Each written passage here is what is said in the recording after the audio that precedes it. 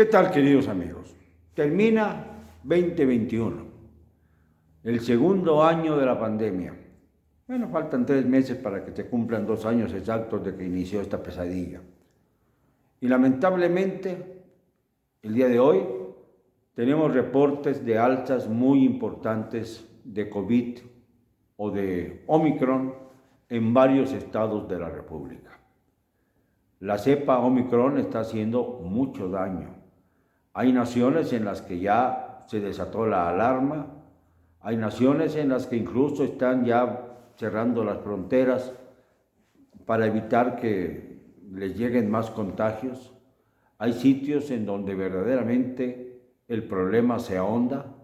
Y en México estamos como al principio, con dichos de que viene como anillo al dedo la pandemia, no se cuidan las cosas, no se previene suficientemente el desarrollo de Omicron, los médicos siguen siendo atropellados en sus derechos, sobre todo el de expresión, para denunciar siquiera el desabasto que existe para las medicinas que previenen o curan o por lo menos amortiguan algunos de los daños que ocasionan las enfermedades crónicas, ya no digamos el COVID.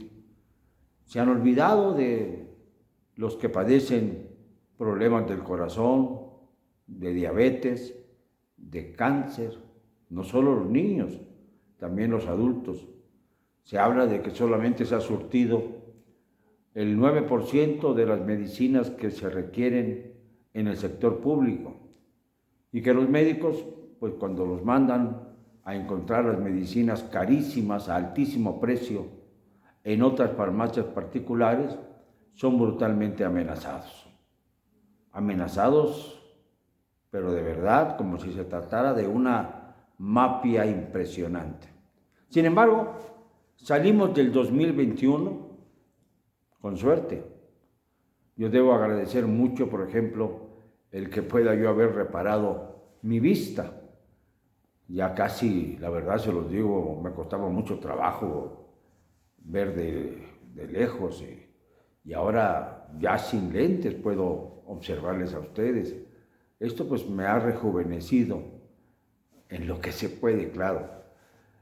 Gané eso, gané pues otras muchas batallas, tuve la suerte de protagonizar junto con la dirigencia de Frena algunos eventos importantes para sacudir las conciencias de aquellos que las tienen adormecidas o atemorizadas por las circunstancias, porque hay muchos que nos ven y nos dicen, siga usted adelante, estoy con usted, pero a la hora de llevar a la calle la fuerza de la voz popular, se quedan en casa cómodamente. Yo quiero, en este fin de año, recordarles que tenemos todavía un compromiso que cumplir, que es el de utilizar el recurso constitucional para revocarle el mandato a la actual administración presidencial. Fíjense, Ricardo Monreal acaba de decir que si hubiera revocación de mandato en Veracruz, a pesar de que el gobernador de Veracruz, Cuitláhuac García, es miembro de Morena, sería muy útil para revocarle el mandato a este personaje. No habla, claro, de la presidencia, pero lo da a entender sin salirse de Morena. Logramos defender también la pasión de mi vida, la fiesta de los toros. Salimos bien adelante, con argumentos sólidos. Y esto es una buena noticia para aquellos que quieren la libertad por encima de la ignorancia de unas minorías que están atrapadas en esta cultura anglosajona de excesivo aprecio por los animales. Sí, yo soy animalista, me encantan los animales, me gustan mucho los caballos, sobre todo los toros de lidia, aunque parezca una contradicción, pero los toros de lidia, los aficionados los amamos profundamente porque vemos cómo es su crianza, porque vemos al toro en su entorno, porque vemos cómo vamos a aplaudir su bravura. aquí está este toro que nos hizo mejor el 2021 al saber que seguirá saliendo por las plazas de toros de todo el país. Esa es una buena noticia.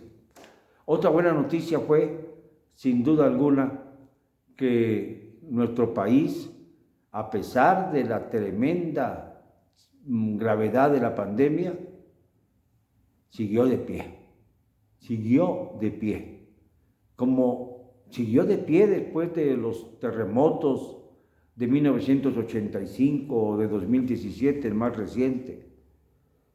Siguió de pie por la fuerza de una sociedad que se identifica a sí misma, que no cae en la diatriba de la manipulación, aunque un sector importante de nuestro pueblo lamentablemente cree en las mentiras que dicen que se llaman mañaneras, pero que yo simple y sencillamente las califico como mentirosas. Hubo muchas cosas positivas. Tuve la oportunidad de visitar pues la mitad del país, aunque me falta ir a dos de los lugares entrañables para mí, donde nací, Tampico, y donde crecí, en Mérida. Tampico y Mérida fueron las grandes ausencias de este año para mí, pero ya las supliremos pronto, porque no puedo vivir sin la brisa de Tampico y sin el aire del Mayab. No es fácil sobrevivir a ello, sobre todo cuando se tienen afectos muy, muy fuertes en ambos lugares. Bueno, fue un año difícil. Sobrevivimos a este año difícil. Los que, por fortuna, gozamos de cabal salud, tenemos todavía forma de pensar, no como otros personajes de altos vuelos que tienen las neuronas profundamente enfermas. Pudimos seguir ejerciendo nuestra profesión de periodistas a pesar del acecho brutal del poder, a pesar de las descalificaciones de un presidente que solo quiere escuchar buenas venturas y obviamente lacayos propósitos de aquellos que lo rodean para sacar de él todo lo que puedan, a pesar de la debilidad de los partidos políticos, a pesar de la intervención del narcogobierno en las elecciones de junio pasado en 15 entidades del país y en toda la República en cuanto a los puestos federales, logramos que no tuviera el partido en el poder la famosa mayoría en la Cámara de Diputados.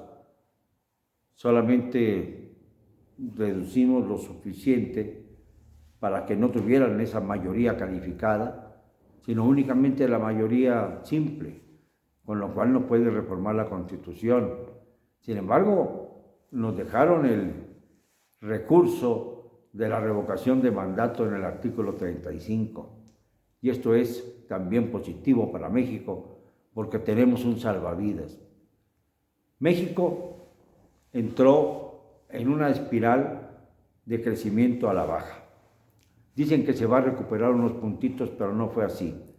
La inflación está llegando a un nivel cercano al 8%. El petróleo no logra una estabilidad lo suficientemente fuerte como para garantizar el ingreso de millones de dólares adicionales a la cuenta pública. Y el presidente festeja y festina el hecho de que aumentan las remesas de los mexicanos en el exterior, que alcanzarán 50,000 millones de dólares. El ingreso más importante que tiene nuestro país es precisamente consecuencia de la pobreza, consecuencia de que en México no pueden alcanzarse las oportunidades que vislumbran que pueden alcanzarse fuera de México. Esto es algo que es triste, pero que es irremediablemente cierto. México se ha constituido en una nación en donde la economía de la pobreza tiene peso específico, en donde además un presidente engaña y nunca pone el ejemplo. El cubrebocas ha sido, por ejemplo, el estigma de esta 4TTT que ha engañado, que ha usurpado funciones, quitándolas al legislativo y al judicial para constituirse en un superpoder, el ejecutivo, que desgraciadamente no ha estado al nivel de las circunstancias ni a nivel del pueblo mexicano. Aquella sentencia de que cada país, cada pueblo tiene el gobierno que se merece, no es lo que verdaderamente podemos decir de los mexicanos. Los mexicanos, los que nos levantamos todos en pie de lucha, aquellos que no se arrodillan ante el poder, aquellos que dejan de ser facciosos, según dicen, porque ya no critican al gobierno y ahora se amparan en el nuevo, cuando el nuevo es peor que el anterior, esos no pueden dormir con la conciencia tranquila, ni pueden avisorar un futuro mejor para el 2022. Yo sí estoy esperanzado. Estoy esperanzado en el 10 de abril, el día en que debe darse la consulta o la elección o la encuesta, como queramos llamarla, para el proceso de revocación contra el señor López Obrador. Esto es algo que me llena de esperanza porque estoy seguro de que la mayor parte de los mexicanos repelen lo que está pasando en México. A pesar de las cosas buenas, que son muchas, a pesar de que nuestro país es quizá uno de los más bellos del mundo, a pesar de que nuestro país es quizá uno de los que tienen mayores recursos en el mundo. Si nos falta el petróleo, ya estamos explotando el litio, que va a ser obviamente uno de los elementos de más alto precio en el mundo dentro de muy poco tiempo, cuando la tecnología avance y ya no sea necesario utilizar tanto combustible y no depender tanto del petróleo. Hasta eso debemos de tomar en cuenta y agradecerle al Creador el haber dado a México tantas posibilidades de desarrollo, pero lamentablemente compensadas para mal con una clase política infame que debemos superar. Esto es lo que yo quiero decirles en esta última noche, este último día de 2021.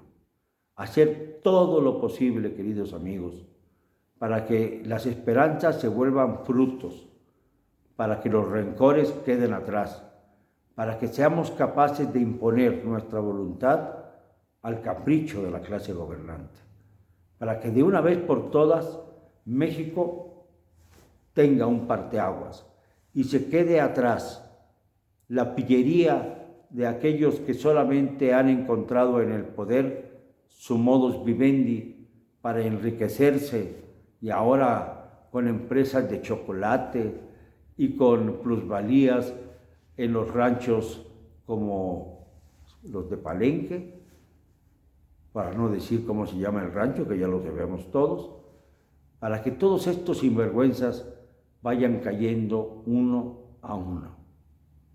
A todos hay que decirles que ya les llegó el tiempo de poner un hasta aquí, de que ya no van a poder con la sociedad mexicana, que la sociedad mexicana va a comenzar a ejercer su soberanía popular y que va a sacar a López Obrador el 10 de abril. Si no lo hacemos, estaremos condenándonos nosotros por haber dejado un país peor a los que vienen detrás de nosotros, a nuestros hijos y nuestros nietos. Pensemos en el 2022 con ánimo de rebeldía. Lo siento, no me van a callar. Y lo digo hoy y siempre, como siempre digo, con cero cobardía.